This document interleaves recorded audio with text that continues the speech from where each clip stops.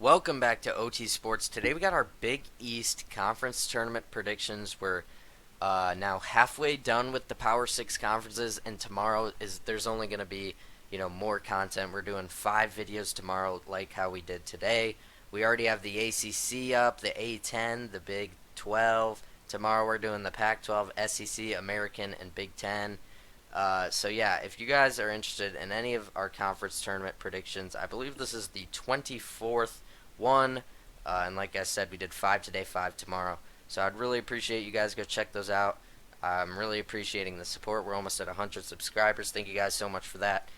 We don't only do college basketball here, we do college football, NFL, NBA, and MLB. So if you guys are interested in any of that, go down there, check us out, hit the subscribe button, turn on the noties to make sure you don't upload or miss when we upload. If you enjoy this video, leave a like. Let's take a look at the Big East bracket real quick before we get started. My Discord next, linked in the description. You could join that, follow that, whatever you'd like to do. But let's really dive into these picks, because I know that's what you guys came here for. So the 8-9 game, Butler taking on Xavier. So real quick, looking at what teams can realistically make the tournament. Georgetown and DePaul are in a league of their own. They are just abominable. I mean, both of them are just terrible. No, I mean, if they're not going to win the conference tournament. That's the only way they would get in the tournament, with the automatic bid. But it's not going to happen realistically. The other 9 teams now, UConn, Creighton, and Marquette are locked. Seton Hall is a bubble team. They're probably on the right side of the bubble right now, so they, as of right now, would be in. But I wouldn't test the waters with a loss early. St. John's is probably on the opposite side. They're gonna need a win to probably get in. Villanova is gonna need some help. Providence gonna need some help. Butler and Xavier gonna need a lot of help. Probably gonna have to make the Big East Conference title game. Potentially even win it. That might be what it takes to get those 2 teams in. But let's get into the predictions now. So 8-seeded Butler, very solid team. Both these teams kind of similar in skill, I would say. Butler 64th in KenPom, 61st in offense, 81st in defense, compared to Xavier's 10 spots higher in KenPom, 54th, 64th in offense, 52nd in defense. They play very fast. They're a very good team. They're better in offense. Actually, they're 3 spots lower in offense, but almost 40 or 30 spots higher in defense. I'm going to go ahead and go with Xavier in this one. I think they're the better team. I think they'll be able to get it done. 15-16 overall record. So realistically, with that record, probably going to have to win the conference tournament to get in. Butler at 18-3, but they don't have as good as a resume, so both these teams will probably need to win the conference tournament to get in, but I think they have a small chance to do that. I'm going to go ahead and say Xavier wins this game, though. Providence, Georgetown, I kind of spoiled this already, but Georgetown and DePaul are just in a league of their own of bad, so I'm going to go ahead and take Providence, Villanova. We don't even have to, DePaul is one of the worst teams in the country, and they're in a Power 6 conference. I don't know how that happened. DePaul is just awful. They have not won a Big East game. They're just terrible. I mean, 3-15 in KenPom. Come on, 3-28 overall. It's just bad.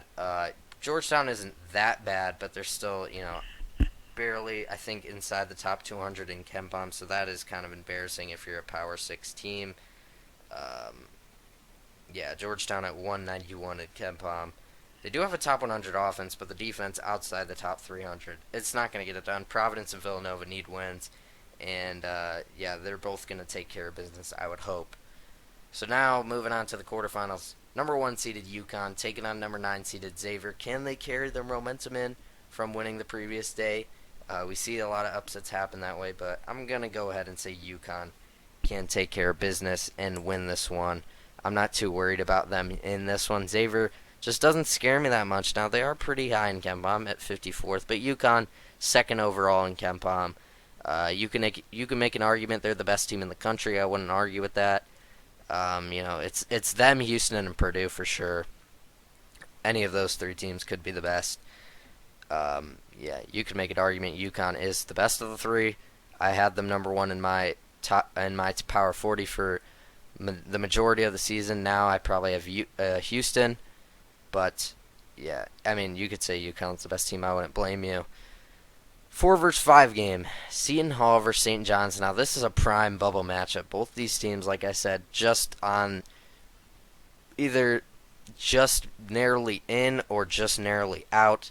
So the loser of this game will probably not make the tournament, and the winner will honestly probably get in. So this is basically a play-in game in my opinion. And when you're looking at it, it's played in Madison Square Garden, which is where St. John's plays. So it is kind of a home game. It's not really one. It is a neutral site, but St. John's plays there, so they're probably going to have the fan advantage this entire tournament. But UConn will bring their fans. Creighton, Marquette, Villanova, and Seton Hall as well. Providence has a lot of fans. All these teams have pretty big fan bases, so they will all bring fans. It's not necessarily a true home game, but it is a small advantage. St. John's 31st in KenPom, 19-12 on the year, 30th in offense, 41st in defense, coached by Rick Pitino. Seton Hall is 56th in KenPom, 79th in offense, 42nd in defense. St. John's is better than them in both offense and defense. I like their coaching more. I think they're a little bit more desperate for a win here. I'm going to go ahead and take St. John's. They're also playing in their home arena. All the signs really point to me for St. John's here. I'm going to go ahead and take them to move on to the semifinals. 2-seeded Creighton taking on 7-seeded Providence. Now, Providence is a team that I'm not very high on, but they tend to just keep sticking around, and it is because of their defense. They got the 17th overall best defense. The defense is very good. The offense at 134 is not great at all, but they're going into this game taking on the ninth highest team in the country in Creighton, 23-8. They've been winning a lot of games recently. 10th in offense, 22nd in defense. This is a very good Creighton team. Trey Alexander, Baylor Shireman, Ryan Kalkbrenner. I mean, that's their big three right there, and they have all been phenomenal this year. I'm going to say Creighton gets this win over Providence. Providence would probably need this win to get into the tournament. I don't realistically think they can get it. They're just a little bit too low in KenPom, in my opinion, and I just don't think they're good enough to beat Creighton. The defense could, carry them to a win here, but I don't know. I don't know about it. I'm gonna go ahead and say Creighton can take care of business, and I don't think Providence would get into the tournament with a loss here. So that is unfortunate, but I gotta go with Creighton. Marquette at the 3, taking on 6-seeded Villanova. Now, this is a very interesting one. On paper, it is, but when you really look deep into it, this is a very intriguing matchup. So, Marquette has been, a very good team throughout the season. They're 13th in KenPom overall, 23-8. Very good record, 19th in offense, 18th in defense. Very solid, well-rounded team.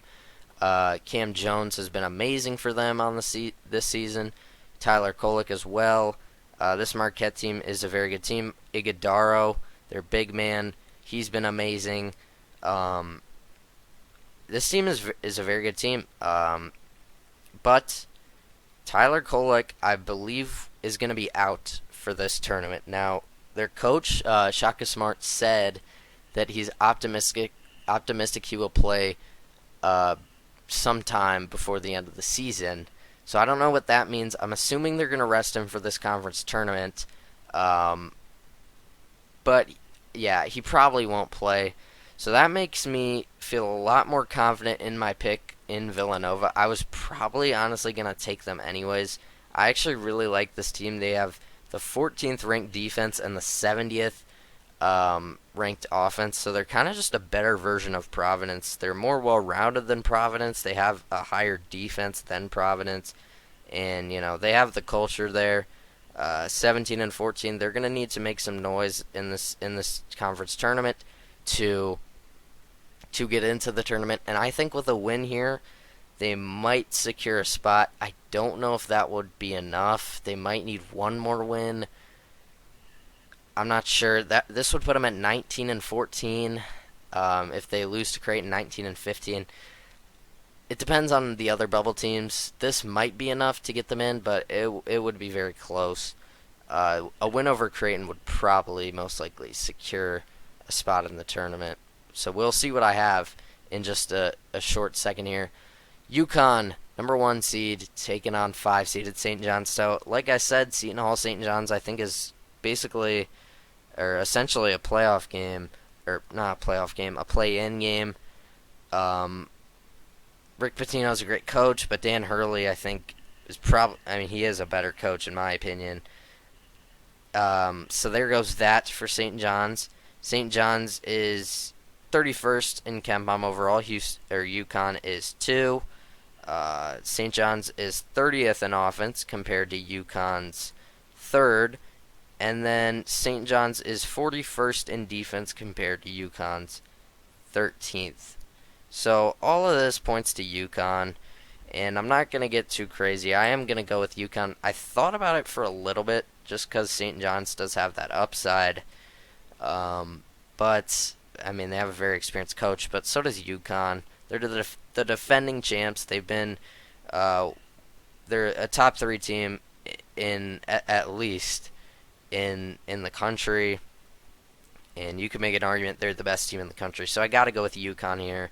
I don't think St. John's can pull this one off. There's a small chance, but I'm going to go ahead and take the Huskies to take care of business. 2-seeded Creighton taking on 6-seeded Villanova. Now, part of me wants to go with Villanova just because of the culture of winning, and they have the efficiency numbers to back it up. They have a very solid team, too. Villanova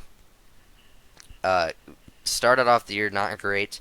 Well, they started off the year ranked, then they fell off a cliff. They've kind of been making a late surge, a late push for the tournament. Just recently, they stormed all the way back against Creighton, and they came up just short, 2 points short.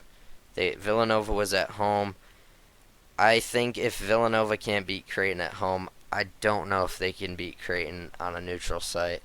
I'm going to go ahead and take Creighton. They're the safe pick here, and I'm very high on this Creighton team. I think they could potentially make the Final Four. I just really like this Creighton team, and it's Villanova is needing for a win here is not enough for me to pick them over Creighton. It's close, but like I said, if Villanova can't beat Creighton at home, I don't know if they can on a neutral site. So I'm going to go ahead and take the Blue Jays. But this one, I could see Villanova pulling it off. Now, if they lose this one, like I said, they'll be 19 and 15. I don't know if that gets them in. It definitely depends on the other bubble teams. Yeah, that would be tough. But they are close in this scenario. So we will see. Time will tell. Selection Sunday is less than a week away. Very exciting stuff. But before we talk about that, we got to pick this conference championship game. Now, these are the 2 best seeds in this conference, in my opinion. These are the 2 best teams in this conference. They're the 2 best KenPom teams in this conference. Both of them are inside the top 10. UConn being 2 overall, Creighton being 9. UConn has the advantage on offense and defense. It's pretty tough. Creighton's actually played a harder schedule throughout the year, but UConn, they're just so good. I gotta go with UConn here. It's the boring pick, I know, but honestly, I just can't see a team knocking them off in this tournament. I believe they have the most 15-point wins this year. They have the most 20-point wins this year out of any team. They're just blowing out teams, and they've really just, blown through this conference. 18-2 in conference play.